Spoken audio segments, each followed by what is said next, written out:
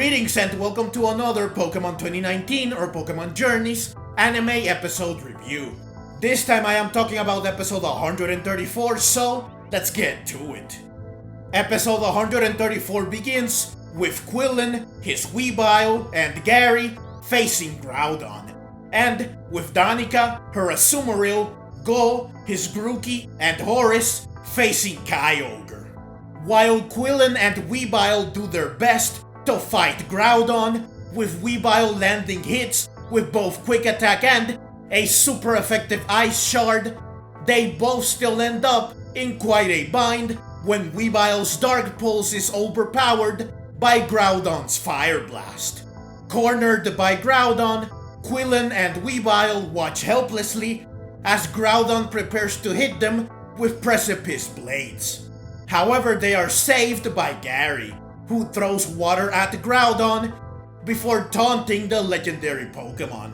This inspires Weavile to stand back up so that it can help Gary with keeping Groudon at bay, which allows them both to protect Quillon.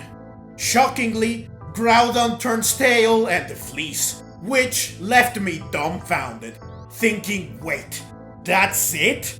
That's all it took to force a freaking legendary Pokemon to retreat? No way. While he is clearly hurt, Quillon manages to stand up, and he assures Gary that he is fine. He then says that they should follow Groudon, since something is clearly off about it. Meanwhile, Danika and Azumarill also do their best to fight the legendary Pokemon in front of them.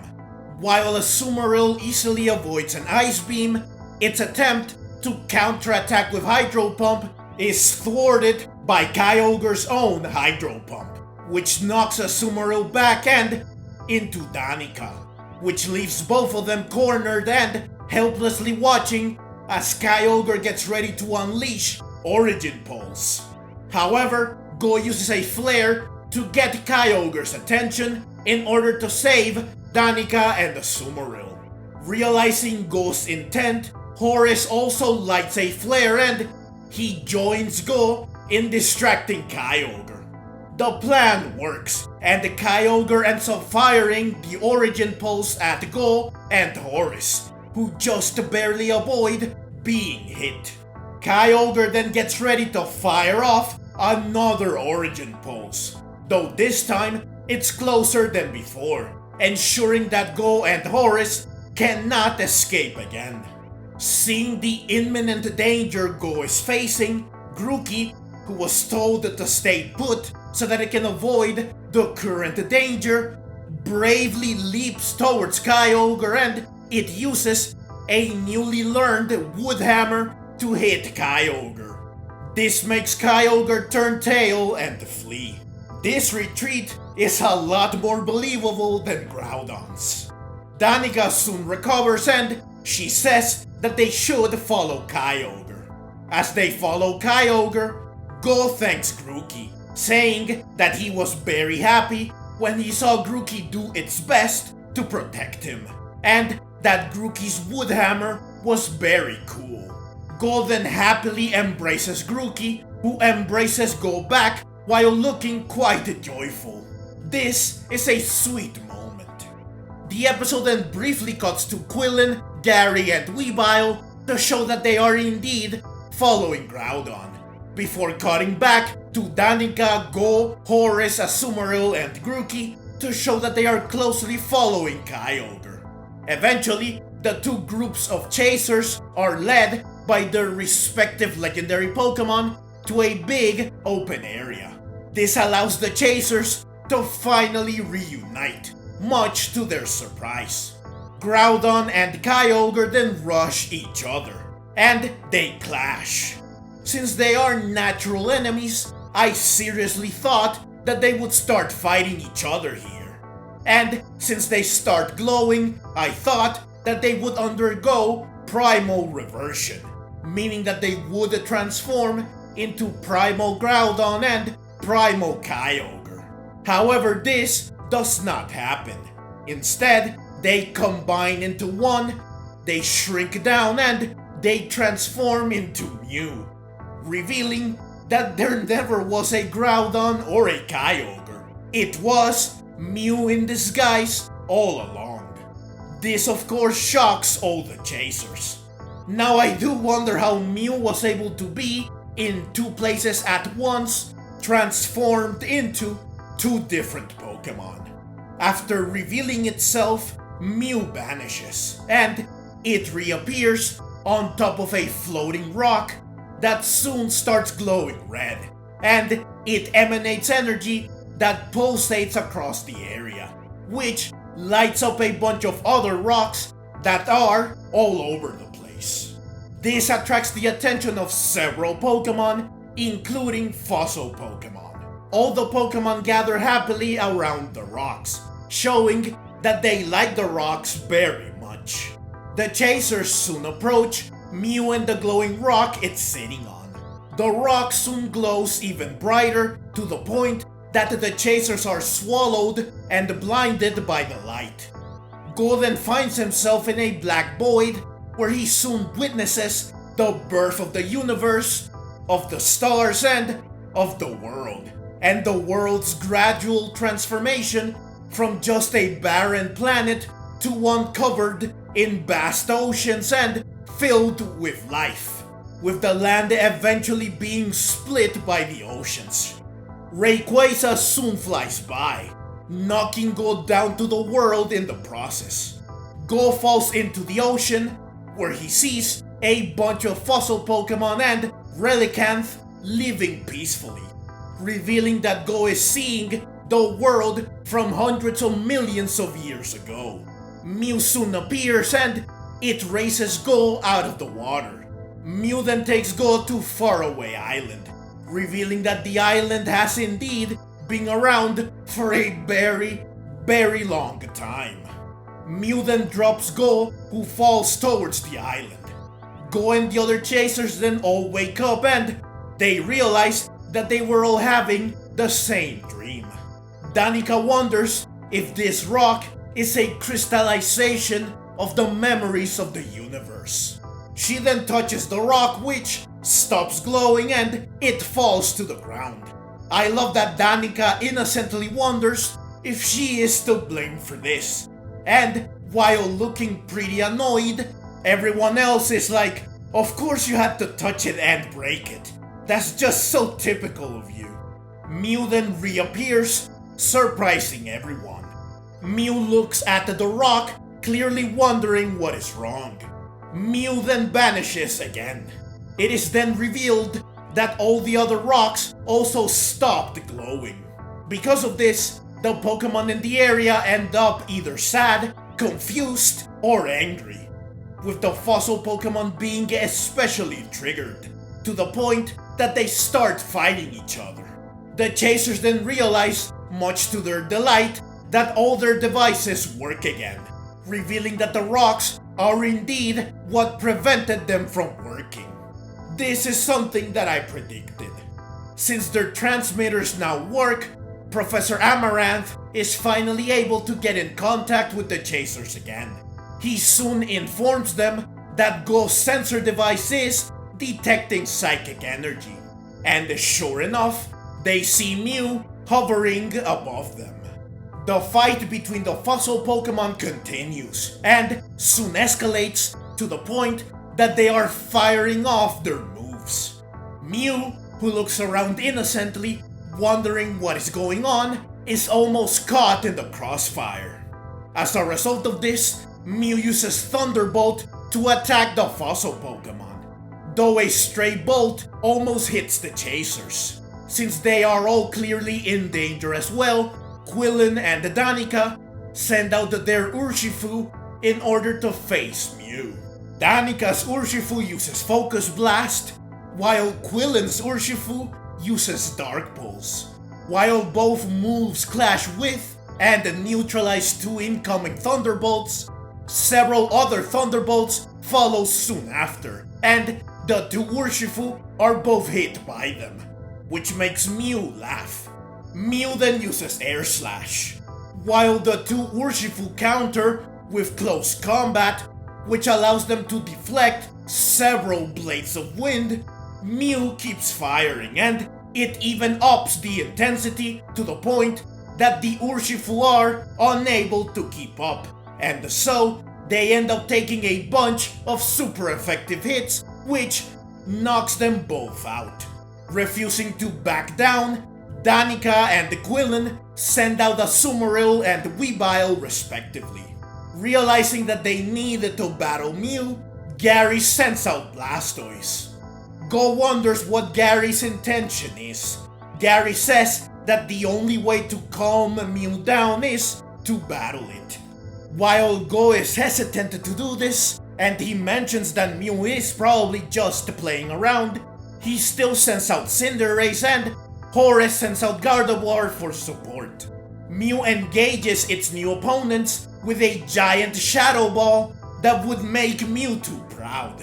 In response, Cinderace uses Pyro Ball, Blastoise uses Hydro Pump, Sumeril uses Ice Beam, and Weavile uses Dark Pulse. However, even the combined power of all these moves is unable to stop the Shadow Ball.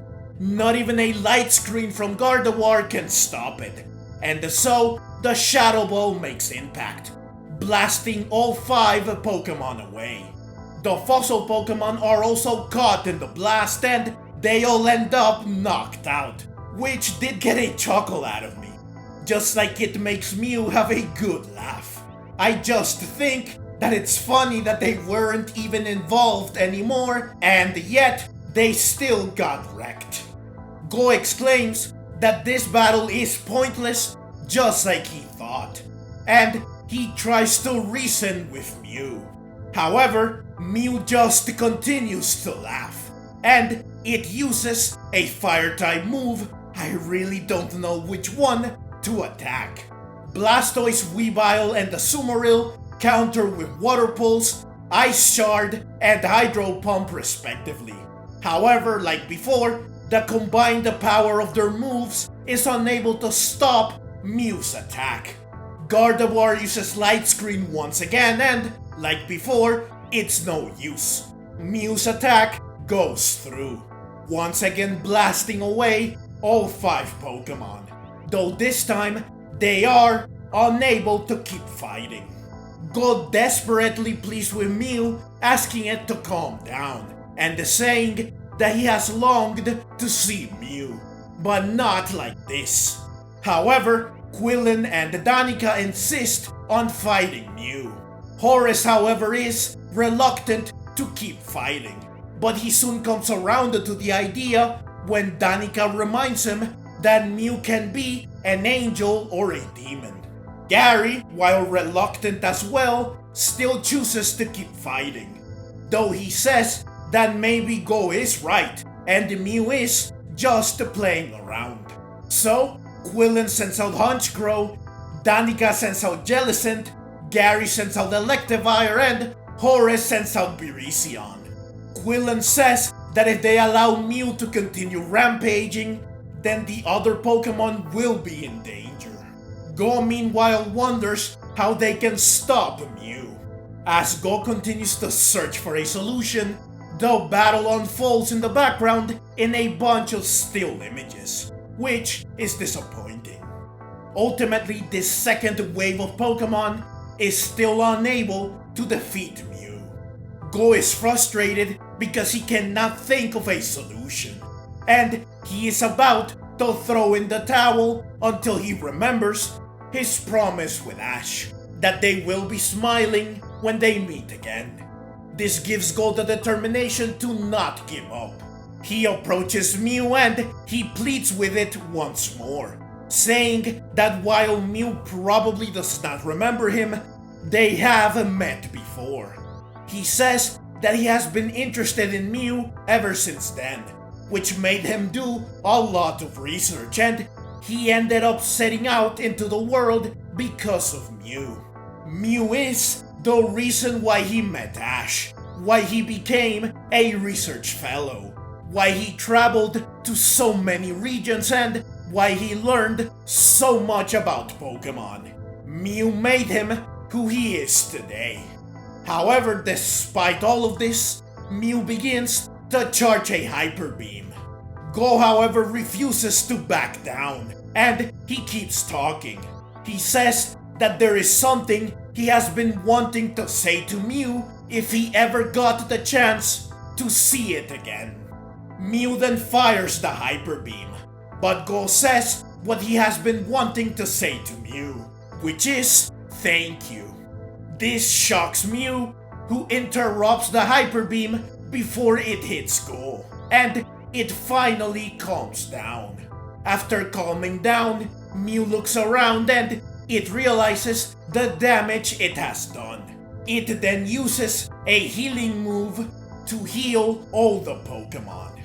The rocks also begin to shine again, which makes all the wild Pokemon happy. The chasers and their Pokemon are then teleported by Mew, who also vanishes. The chasers appear outside of Table Mountain. Danika wonders if this is game over for them, and the Go thanks Mew while promising that he will meet it again. He then says his catchphrase, "The future lies in my hands." However, when he stretches his arm and is about to say "in my hands," Mew appears in his hand, much to everyone's surprise. Now this made me think that Go would catch Mew for sure. However, Mew laughs and it vanishes. But Go is pumped because Mew basically acknowledged him, and he excitedly finishes saying his catchphrase.